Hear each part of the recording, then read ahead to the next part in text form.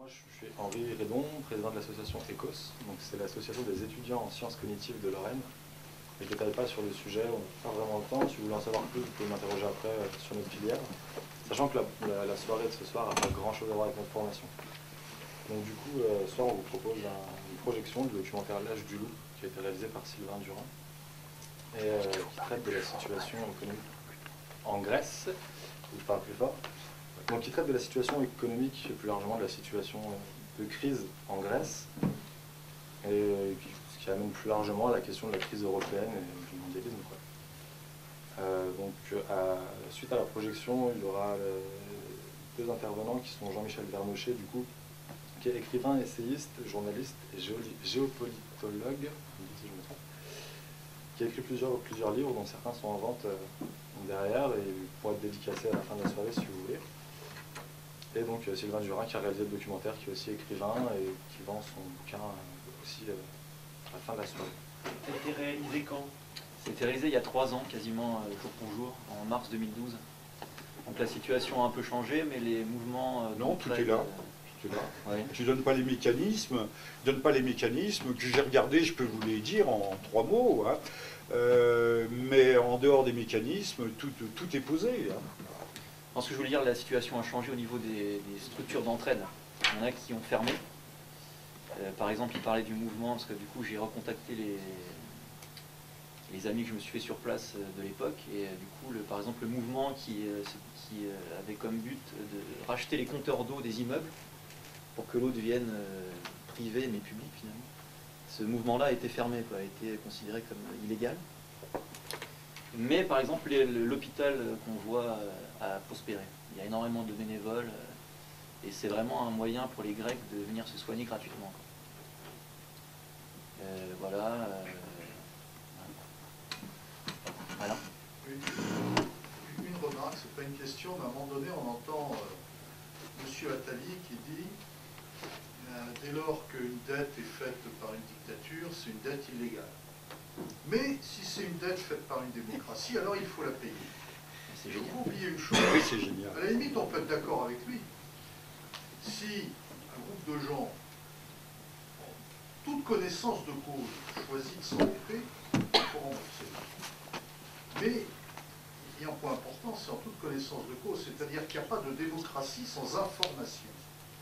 Or, la dette grecque a commencé, enfin, en partie, a été faite par une magouille qui a été réalisée par le FMI et par des gens qui représentaient, je crois que c'était Goldman Sachs, qui pas le après sont FMI, revenus à la Goldman tête de Sachs. l'Italie, etc. Donc des gens qui ont caché, qui ont menti. Donc une partie de cette grecque, de cette dette, au moins, a été faite avec un mensonge, donc un délit d'information, donc en absence de démocratie. Ce qui veut dire qu'on peut retourner à M. Attali son argument, que donc une partie de la dette grecque n'a pas d'origine démocratique. Et donc elle devrait être annulée de manière tout à fait légale. Là, on est dans le génie malsain finalement de ce qu'on peut appeler l'oligarchie, c'est qu'ils appellent démocratie ce qui ne l'est pas, et finalement on va payer les causes de conséquences dont on n'a rien demandé. Ce que je veux dire, c'est que selon Mais son dialectiquement, propre c'est énorme, logos, c'est génial. à lui, je pense qu'on peut le prendre à son propre piège. Et il se passe actuellement, pour nous, également un déni d'information et donc de démocratie, à travers la négociation en cours du traité transatlantique. On n'a même pas le droit d'être informé de ce qui se passe. Bon, si tu veux, Non, vas-y, je vais essayer de vous répondre. D'ailleurs, je ne vais pas vous barber parce que d'abord il est tard. On peut reprendre différents éléments du film et je peux m'appuyer dessus pour développer justement une espèce de compréhension du phénomène. Vous parlez de démocratie, monsieur, mais je pense que c'est un mythe. C'est un mythe. Regardons, encore une fois, si on veut comprendre la grecque, regardons ce qui se passe en France. La France est infiniment plus riche. Elle était plus développée, nous sommes très riches. Mais nous sommes en voie accélérée d'appauvrissement. Ça a été dit dans le film. Quand on fait du social, mais entre guillemets, du social démagogique, c'est-à-dire qu'on crée de l'emploi public à tour de bras, quand on subventionne ci ou ça, on se crée une clientèle électorale fidèle, mais on ne développe pas l'économie du pays. Alors, il y a deux secteurs qui étaient florissants en Grèce, il faut bien le dire, et c'est d'ailleurs ses atouts pour le futur, c'est le tourisme d'un côté, et c'est ces armateurs, ces chantiers navals, qui sont toujours, et également le secteur bancaire, puisque la banque des pays balkaniques est assurée par des banques grecques. Donc, on a différentes... La Grèce ne manque pas de ressources. Elle pourrait se remettre à faire de l'huile d'olive, après tout, ce ne serait pas bête, et même de l'huile d'olive bio. Mais la démocratie, encore une fois, nous la voyons à l'œuvre. Qui peut être plus démocrate que les gens qui se prévalent du camp républicain, qui ont de la démocratie plein la bouche? On s'aperçoit, et vous le voyez comme moi, il suffit d'ouvrir votre télévision, même si elle vous désinforme, que ces gens mentent en permanence. Monsieur Hollande, tout le monde a vu ça sur la toile. Monsieur Hollande nous dit c'est un déni de démocratie que le recours au 49.3 qu'a fait Monsieur Valls pour faire passer la loi Macron, le 49.3. Et il répète en boucle un déni de justice, c'est antidémocratique, un déni de démocratie, c'est Monsieur Hollande qui le dit. Alors un jour c'est blanc, un jour c'est noir. Je pense qu'il faudra comprendre une fois pour toutes que ces gens se moquent de nous. Les socialistes ont été de façon continue au pouvoir en Grèce. Et on voit le résultat. La Grèce part moins haut que la France. Mais à un moment donné, l'avion France, là, il finira par atteindre la vitesse de décrochage. Pour l'instant, les choses se passent de façon encore supportable. Alors on a bien dit qu'en fait, il existe des solutions. La Grèce n'a pas voulu prendre les mesures nécessaires. Au lieu de couper dans les dépenses publiques de façon dure, ce qu'a fait à la même époque, juste après la crise de 2008, ce qu'a fait la Lettonie, ou ce qu'a fait l'Irlande, qui aujourd'hui a un taux de croissance, qu'on soit pour ou contre de façon théorique la croissance, mais qui a un taux de croissance important. La Grèce, au contraire, a continué à engraisser son secteur public. Et là, ça a été dit dans le film, et c'est très important, au lieu d'alléger le système de la fiscalité, de refondre cette fiscalité, il n'existe pas en Grèce de cadastre. C'est un pays, on peut dire archaïque. Moi, j'aurais plutôt tendance à dire arriéré par certains côtés. Même si j'aime beaucoup les Grecs, et je les trouve, ça n'hypothèque en rien la sympathie que je peux avoir ou je puisse avoir pour les Grecs. Il fallait refondre le système fiscal de fond en comble. Mais ce n'est pas en surtaxant les entreprises qu'on va créer de l'investissement. Ça a été dit. On préfère acheter un appartement plutôt que de continuer à faire vivre, à être ponctionné, à être parasité, à se voir le sang sucé par l'État. Je donne ces exemples. Combien de pays... Alors, je m'arrête ici, je vous donne la parole, mais combien de pays ont eu des crises très graves? Même un pays que personne n'en parle, jamais la Suède. Ça a été terrible. Les emprunts, la Suède avait des emprunts à 130% de taux d'intérêt. Hein, par moment, des emprunts à court terme. C'était horrible. Les Suédois ont pris les trucs, ont cassé leurs fonctions publiques, ont tout resserré. En l'espace de 2-3 ans, ça a été guéri. Mais d'autres, plus loin de nous, l'Argentine, mais combien d'autres? Alors, on reviendra sur la question de la dette. Faut-il ou non payer la dette, qui est un sujet important soulevé par M. Attali. Mais vous voyez déjà, s'esquisser déjà un tableau qui n'est pas en faveur, non pas des Grecs eux-mêmes, mais de ceux à qui ils avaient donné leur confiance, qui étaient censés les représenter et qui ont dirigé leur destin et qui l'ont dirigé droit dans le mur. Moi, je vous félicite pour le film parce qu'il change de tout ce qu'on voit habituellement.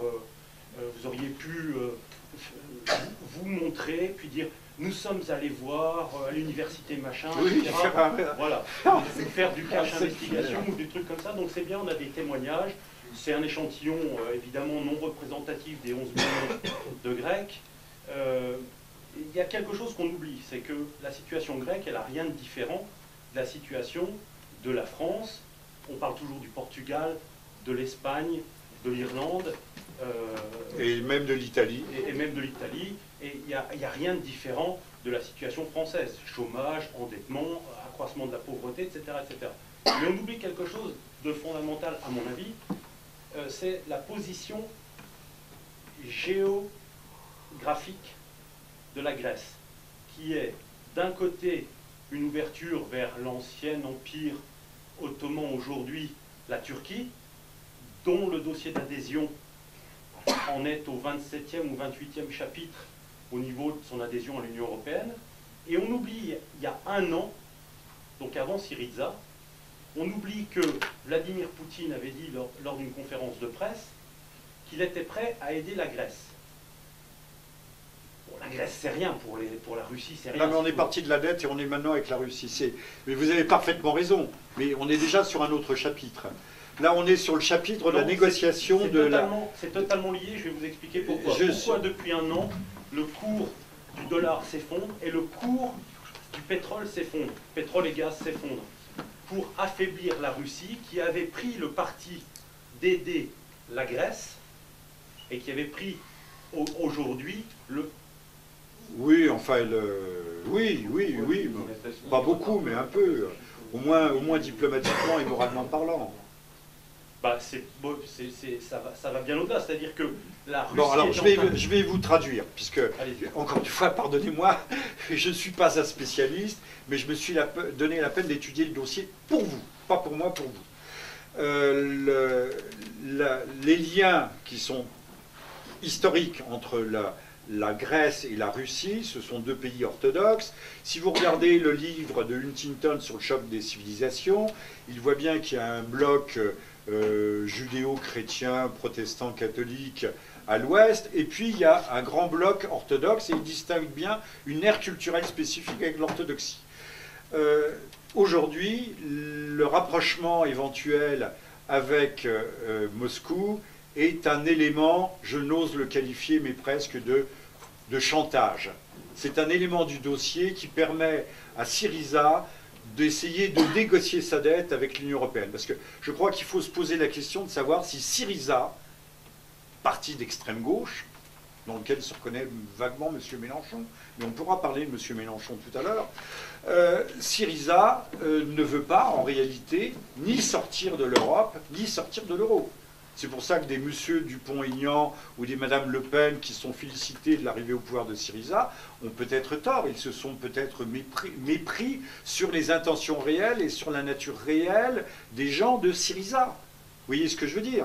Donc, c'est un élément, la Russie, les liens et la Russie et le retour. Alors, Oresco référence, Bruxelles a une peur panique qu'Athènes ne puisse se rapprocher avec Moscou, puisqu'on tente d'isoler Moscou et de découpler la Russie de l'Europe. Voilà. Hein, j'ai écrit 2 livres sur la question, là-bas, sur l'Ukraine. Donc, le Syriza ne manque pas d'arguments. On peut en voir, il y en a d'autres. Ne manque pas d'arguments pour faire pression sur, en espérant. Mais il se trouve en face d'eux, en face de Syriza, il y a ces eurocrates qui sont des gens assez ternes quand on les voit à la télévision, mais qui sont sur le fond, croyez-moi, moi je ne les ai jamais rencontrés ni fréquentés, mais qui sont des durs de durs. Ce sont des super méchants, hein, même avec leur dehors de bureaucrates européens. Sont des gens qui feront des concessions, qui concéderont, mais qui vont essayer d'amener Syriza à récépissance, c'est-à-dire à se soumettre. Et si Syriza ne se soumet pas, il faudra bien qu'il se démette, c'est-à-dire qu'il quitte l'euro. Mais à ce moment-là, là aussi, c'est quand même, il faut y réfléchir, c'est mettre en péril à la fois le système de l'euro, mais également tout le projet européen. Quoique, aujourd'hui, à Berlin, Mme Merkel, et même à la BCE, c'est-à-dire à Francfort, on en soit aujourd'hui, Francfort a des positions très catégoriques vis-à-vis de Syriza, on soit prêt à laisser partir la Grèce, que la Grèce sorte de l'euro, et les marchés d'ailleurs s'y préparent. Il faut un changement de constitution, puisqu'on n'a pas le droit de quitter l'euro. Oui, ce qui montre bien, merci de souligner ce point, à quel point la Constitution européenne, j'ai une citation magnifique de Juncker, en disant que s'il n'est pas démocratique de quitter l'Europe. Donc on n'est pas dans l'Europe des patries, des États, des nations, on est dans une Europe soviétique, dans laquelle on a le droit d'être, d'entrer, ou en tout cas, on a surtout qu'on n'a pas le droit de quitter. Voilà dans le monde réel dans lequel nous sommes. Donc bref, je repose 2 questions sur le documentaire par rapport, je sollicite Sylvain. Par rapport à son documentaire, j'aimerais bien savoir pourquoi tu as choisi la Grèce pour illustrer un peu tout C'est élémentaire. Écoute, je crois que ça part d'abord d'un parcours personnel en fait. Moi j'ai fait 3 films en Afrique, ce qui était un peu moyen de se voir soi-même, mais de très loin. Et puis petit à petit, tu te rapproches de qui tu es, donc tu vas vers le berceau de l'Europe qui est la Grèce, quoi. Et puis aussi l'aspect un peu spirituel. Et je pense que par rapport à la tradition catholique, ça nous intéressait avec François Roussel, mon ami avec qui j'ai fait le film, d'aller sur le lieu où aurait été écrit l'Apocalypse. Et finalement, on a essayé de mettre en relation l'économie, la finance, la politique et la spiritualité du peuple européen. Et je vais, pour avoir découvert le film, je dirais que c'est très bien dit.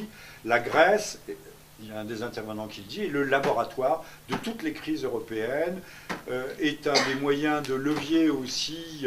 Si on arrive à soumettre la Grèce et l'extrême gauche de Syriza, eh bien après les choses passeront plus facilement en Europe. Vous avez vu qu'un mouvement vient d'apparaître, un parti politique qui a remporté des élections, c'est en Andalousie, Podemos. Donc Syriza est aussi un mauvais exemple.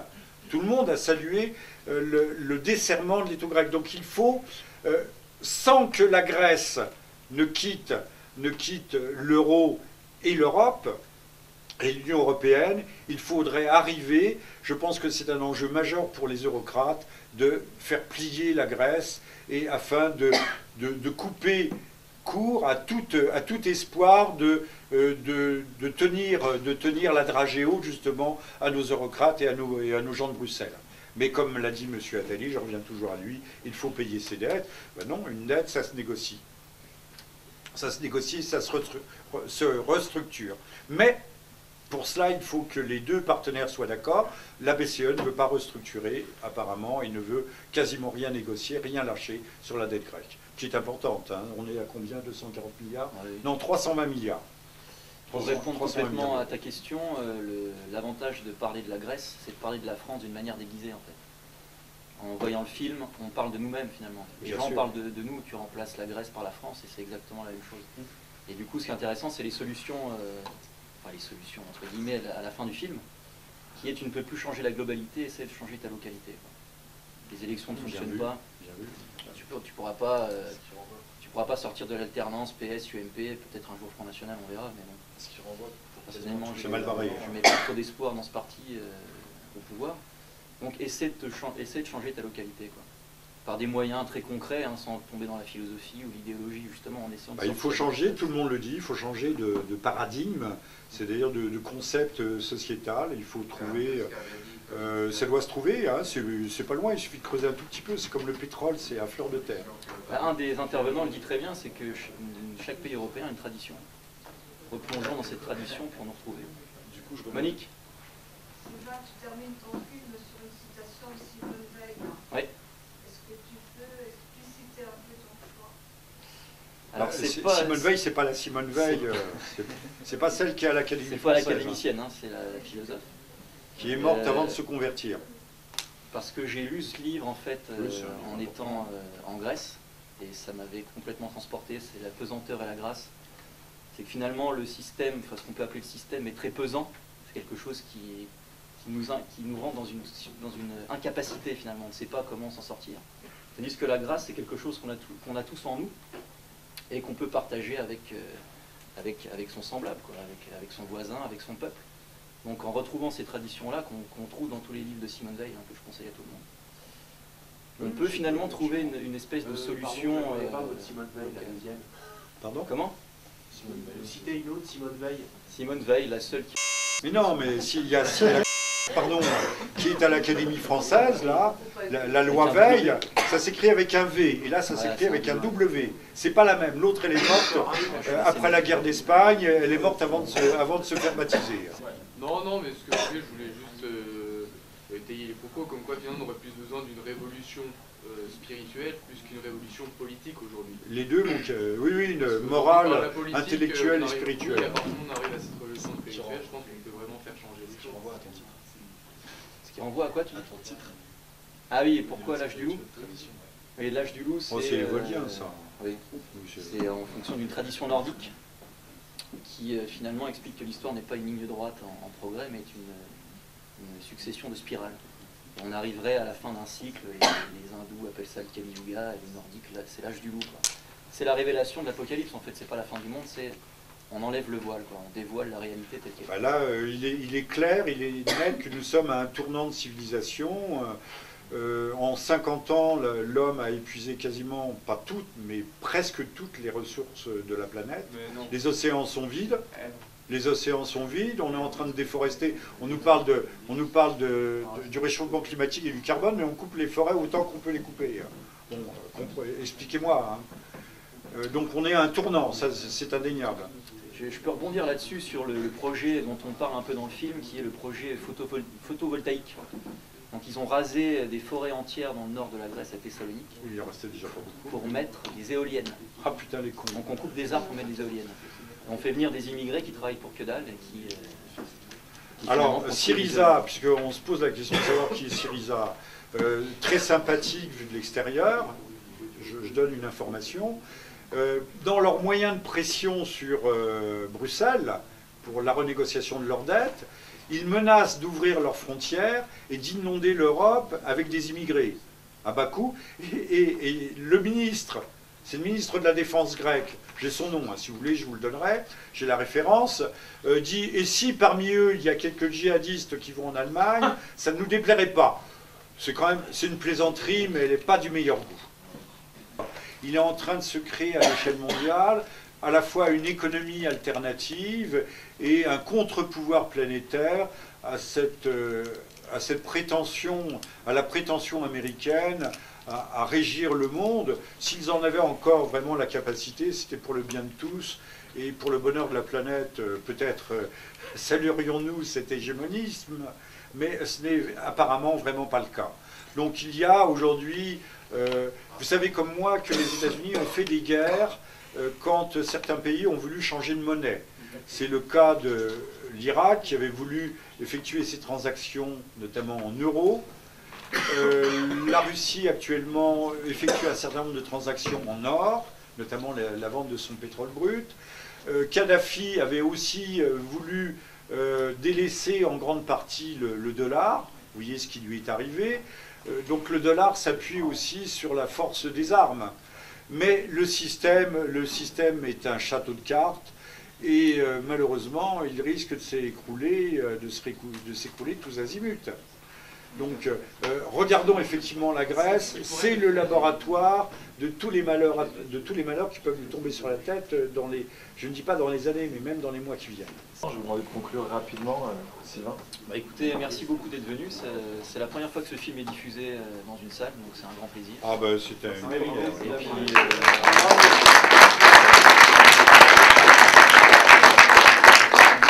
et merci à vous aussi pour votre allez, une participation. petite dernière là-bas, il est pas content, vas-y. Question pour finir simplement. Si tous les États perdent de l'argent et sont en dette, qui gagne de l'argent? Oh, c'est trop compliqué, on arrête. Merci d'être venu.